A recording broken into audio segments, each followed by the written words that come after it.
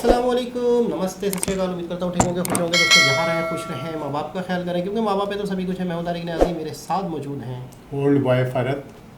आपके लिए नेक तमन्नाएं और नेक ख्वाहिशात के हम सब का आज का दिन और आने वाला दिन खुशियों से भरपूर। सिमल शेख पूरा बोल दिया करें अच्छा, ताकि अच्छा, मैं फिर आगे का वर्ड ले लूं। अच्छा पूरा बोल दिया करें। सिमल शेख, हाँ बताइएगा कि जी जी हमारे चैनल के हेलो माय जी, यूट्यूब जी, फैमिली, जी। कैसे हैं आप लोग? कैसे हैं आप लोग? उम्मीद करती हूँ खैरियत से होंगे। जहाँ होंगे खुश होंगे, और जहाँ कहीं भी हैं जल्दी से आएँ। हमारे चैनल को लाइक कमेंट सब्सक्राइब करना नहीं भूलिएगा। बेल के आइकन को ज़रूर प्रेस कीजिएगा ताकि न्यू आने वाली वीडियोस आप तक पहुँचती रहे। इरिटेट तो नहीं होते ना मेरी इस बातों से कि ये तो लड़की पीछे ही पड़ गई, ये बेल के आइकन सब्सक्राइब करो, लाइक करो। जिसने ये वीडियो देख के सब्सक्राइब किया है चैनल और लाइक किया है तो कमेंट भी कर दे कि मैंने सब्सक्राइब किया है। न्यू आने वाले व्यूवर्स के लिए मैं हमेशा कहती हूँ कि आप लोग हमें कमेंट ज़रूर किया करें, और जो हमारे पुराने व्यूवर्स हैं सजेस्ट किया करें। आज इस वीडियो पे जिन्होंने सब्सक्राइब किया चैनल को, सिमल की वजह से, वो ज़रूर बताएं। मेरा नाम लेके कमेंट करें। हाँ बताएंगे ना। अच्छा, न्यू आने वालों के लिए मेरी एक मशवरा है कि आते वक्त फ़ोन कर लिया करें, क्योंकि कभी लाइट जाती है तो लिफ्ट में प्रॉब्लम होता है, तो ऊपर जो फ्लोर पे चढ़ने में परेशानी होगी, तो उसके हिसाब से तो ये है कि या तो इंडिया से लिफ्ट भी लेते हैं। हाँ, अब बहुत सी चीज़ें अब अब वो कहेंगे उंगली पकड़ाई थी, हाथ मत पकड़ो, बस कर दो। तो वीडियो शुरू करते हैं। वैष्णव रेलवे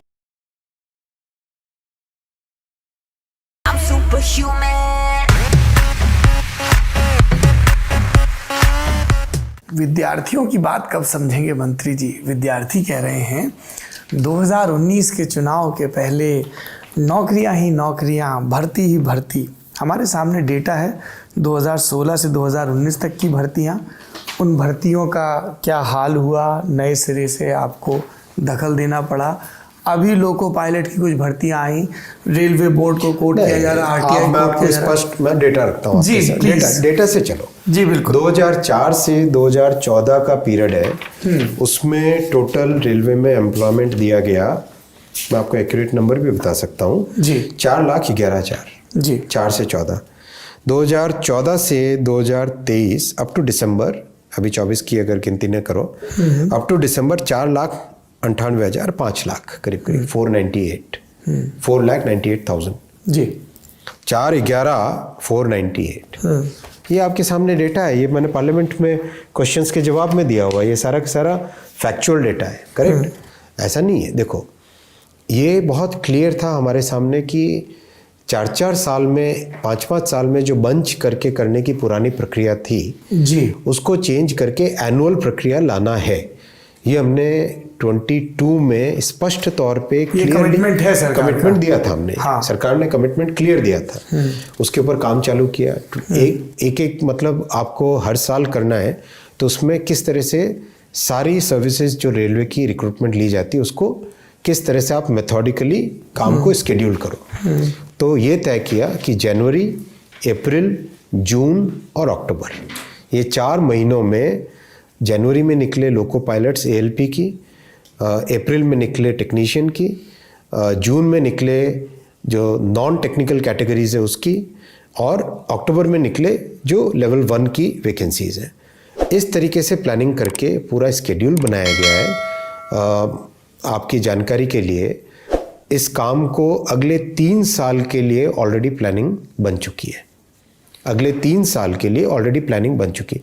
देखो कितना बड़ा लॉस होता था स्टूडेंट्स को कि अगर 4 साल बाद में वैकेंसी आ रही है तो कई बच्चों की ओवर एज हो रहे थे, टाइम बार हो रहे थे। फिर दूसरा, एक साथ इतना प्रेशर बन जाता था, 2-2, 3-3 साल से तैयारी कर रहे होते थे। अब छात्रों को लगातार अपॉर्चुनिटीज़ मिलती जाएंगी। एएलपी में मिल गई टेक्नीशियन।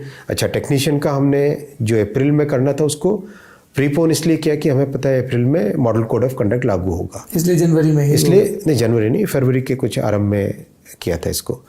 तो जनवरी वाली जनवरी में, हाँ, नोटिफिकेशन। अप्रैल वाली को प्री ले आए जी, और जून वाली जून में आएगी। ऑलरेडी जून और अक्टूबर की ऑलरेडी उसकी तैयारी हो गई है। So now there will be a regular, एक रेगुलर टाइम टेबल रहेगा, एनुअल टाइम टेबल रहेगा, रिक्रूटमेंट रहेगा। दूसरा, इसका देखो असर देखो, एक साथ जब बंच में लेते हैं तो ट्रेनिंग सफ़र करती है। आपके ट्रेनिंग इंस्टीट्यूशंस की कैपेसिटी है, फिर जल्दी जल्दी लेना होता है, जल्दी जल्दी ट्रेनिंग देनी होती है। अब रेगुलर आएंगे हर साल तो आपकी ट्रेनिंग बहुत बेटर होगी। अब देखो ट्रेनिंग पे हमें सिग्निफिकेंट फोकस देना है, सिग्निफिकेंट फोकस ट्रेनिंग पे देना है, मॉडर्नाइजेशन भी बहुत हो रहा है, क्योंकि बहुत हो गया। डीजल लोको को आप ठोक पीट के ठीक कर सकते थे, इलेक्ट्रिकल लोको में आपको उसका डेटा से डायग्नोसिस करके उसको ठीक करना पड़ता है। It's like computer on wheels, बहुत चेंज आ गया है। जी जनाब, तो ये था लास्ट वाला वर्ड, तो दिल पे बैठ गया, कंप्यूटर ऑन व्हील, यानी कि अब ये डब्बा नहीं है, डब्बा नहीं। डीजल से डलने वाला चलने वाला, जैसे मजदूर से कंप्यूटराइज है। बस तो लोकोमोटिव यानी कि जो इंजन है, ट्रेन का इंजन होता है उसको लोकोमोटिव। तो मतलब ये है रेलवे मिनिस्टर जिनको अपने काम की एक एक आंकड़े पता हो, एक एक फिगर्स पता हो, आने वाले वक्त में हम क्या करने वाले हैं, हम किस पॉलिसी पे चलेंगे। बड़ी खूबसूरत बात लगी कि हम 4-4 साल बाद नौकरियां निकालेंगे तो बच्चे ने जिस साल खत्म एज किया ओवर हो जाएगी उसकी। एज ओवर, उस 4 साल में अपनी फील्ड चेंज कर देगा। बिल्कुल। उस बेचारे ने अगर किसी फील्ड में इस फील्ड, आपको एक मजे की बात पता है, इंडिया में एक यूनिवर्सिटी है, रेलवे यूनिवर्सिटी। अच्छा, मैं जब भी तो यकीन- रेलवे का मैं निजाम हैरान- इनका इतना अच्छा है। मतलब रेलवे इतनी बड़ा एक फील्ड है, एक यूनिवर्सिटी, पूरी रेलवे यूनिवर्सिटी है यार। बड़ी बात है, मैं तो इसके लिए क्लैपिंग मैं- करूँ क्योंकि रेलवे मेरा मोस्ट फेवरेट है और इंडिया की जो ट्रेन सर्विसेज हैं वो मुझे बहुत ही पसंद है। अगर मैं इंडिया गई तो मैं सिर्फ ट्रेन में ही सफ़र करूंगी और किसी चीज़ में सफ़र नहीं करूंगी। तो इनका ये पॉलिसी कैसी लगी आपको? जैसे हर साल हम लाते रहे, फिर बच्चों का बर्डन ना पड़ जाए, फिर हम उन्हें ट्रेनिंग देते रहे, और अगर 4 साल का गैप आ जाता है तो फिर 4 साल बाद तो एकदम से बहुत सारी भीड़ आ जाएगी, एकदम भीड़ से। आ जाएगी, और फिर बिल्कुल। उस 4 साल तक वो जब बच्चा जिसने इत्तेफाक से फर्ज करते हैं पिछले साल वैकेंसियाँ आई थी और अगले साल मैंने ख़त्म किया है, तो मैं अगले 4 साल तक इंतजार करूँगा। हाँ। मैं तो कोई और धंधा शुरू कर दूंगा। मैंने पिछले Exactly. साल मैंने जो इतना डिग्रियाँ ली हैं, जो कुछ भी किया, मेरा तो बर्बाद हो गया। बर्बाद हो तो जाएगी। मतलब हर चीज़ पब्लिक के पॉइंट ऑफ व्यू से भी, स्टूडेंट के पॉइंट ऑफ व्यू से भी देखते हैं, अपना अपना सिस्टम अपनी जगह, लेकिन हर चीज़ को मद्देनजर रखते हैं। तो सबसे पहले कैसे लगे आपको? मुझे तो इनको देख के ऐसा लगता है कोई सर्जन हो, कोई डॉक्टर हो, कोई टीचर हो, बहुत ही मिनिस्टर क्यूट लगते है, हैं। बिल्कुल। बहुत ही क्यूट है। और मुझे सबसे प्यारी इनकी बात वो लगी कि हर चीज़ ऑन रिकॉर्ड लेकर आए हैं, वो बिल्कुल। दिखा रहे हैं कि देखें इस सन में ये हुआ है, इस सन में ये हुआ, अगर इतनी नौकरियां आई हैं तो इतने लोग गए हैं और इतने लोग आए हैं। सब चीज़ उनके पास ऑन रिकॉर्ड है, यानी कि उन पे कोई सवाल नहीं उठ सकता कि बिल्कुल आपने ऐसा। क्या किया। बिल्कुल ऐसा ही है। तो ये चीज़ तो मुझे बहुत अच्छी लगी कि रिकॉर्ड के साथ हैं वो, क्योंकि अपने काम के साथ अच्छा, लॉयल एक- हैं तो उनके पास सारी अच्छा, रिपोर्ट एक और है। मज़े की बात, ये मिनिस्टर्स हैं यूट्यूबरों के सामने बैठे हुए, ये देखें, ये बहुत बड़े यूट्यूबर हैं सामने वाले, बहुत बड़ा इनका चैनल है, और भी यूट्यूबर्स हैं। ये मिनिस्टर यूट्यूबर्स को इंटरव्यू देते हैं। जी। हमारे यहाँ मिनिस्टर यूट्यूबर्स के पास जाए, मतलब सवाल में तसव्वुर ही नहीं कर सकते। तो आपको इनका बिहेवियर, इनका नॉलेज कैसा लगा इनके बारे में? नहीं, पहले देखिए असल में तारीफ वही वाली बात है कि अगर कोई चीज़ प्लानिंग से की जाए और वक्त के साथ की जाए और उसके अंदर पूरी तमाम चीज़ें, अब ये थोड़ी है कि भाई खाली आप लेके चलें कि भाई हमने लोगों को अपॉइंटमेंट करना है। भाई अपॉइंटमेंट तो जब करेंगे कि जब कोई इदारा आपको इनकम दे रहा होगा। मेरा मकसद है कि अगर मिसाल के तौर से आप लेट से कि 1 लाख रुपए की तनख्वाह आप दे रहे हैं और आपका इदारा 1 लाख रुपए अर्न ही नहीं हो रहा, तो वो तो इदारा भी तबाह हो जाएगा और वो कुछ दिनों बाद बगैर। तो ये तमाम जो प्लानिंग जो चल रही, अच्छा फिर ये कि हर जगह पर जो बंदा उस काबिलियत का अहल है उसको बिठाया इन्होंने। ख़ास तौर से ये मैं आपकी जो मिनिस्टर वीडियोस लेवल पे हाँ, भी। मकसद ये कि मिनिस्टर लेवल पे, और वो जो है अगर यूट्यूबर भी जो क्वेश्चन कर रहा है हाँ। वो भी ऑलरेडी इतना टेक्निकल बिल्कुल। एक्सपर्ट होता है कि जो, तो ये नहीं कि भाई जैसे खामखा बैठ आप गया कि खाने भाई- में क्या खाते हो? हाँ भाई वो आप बात, कपड़े और कैसे वो पहनते हैं? जो यानी सही To पोस्ट the के point। ऊपर जो उसका अहल है उन लोगों को सीट देना, फिर उन वो अहल आदमी पहले ये प्लान करे कि ये जो मैं काम कर रहा हूँ इससे मुझे अर्निंग क्यों होगी। मिसाल के तौर से उसको 1 लाख रुपए अर्निंग होगी, तो फिर वो 1 लाख रुपए में से 50,000 की तनख्वाहों से लोगों को नौकरी हायर कर देगा। सकता है। तो ये तमाम चीज़ें जब होती हैं तो फिर इसमें वैसे ही ग्रोथ होती है और फिर ये तमाम सर्वाइवल होती है इसमें तमाम लोगों की, स्टूडेंट वगैरह के लिहाज से भी और दूसरे। अच्छा, हम बचपन से अपने रेलवे के बारे में सुनते हैं, रेलवे खसारे में, रेलवे खसारे में, एक ऐसा जुमला बैठ गया दिमाग में, कौमी जुमला लगता है ये तो, खसारा ही है बस, खसारे में रेलवे। तो निकलता ही नहीं है वो तो खसारे यही से। वाली बात कि जब इनकम नहीं है उससे ज़्यादा भर्तियाँ हो जाएं तो इसको कहते हैं नहीं तो मुझे तो ये समझ नहीं आता भर्तियाँ किनकी हो रही है।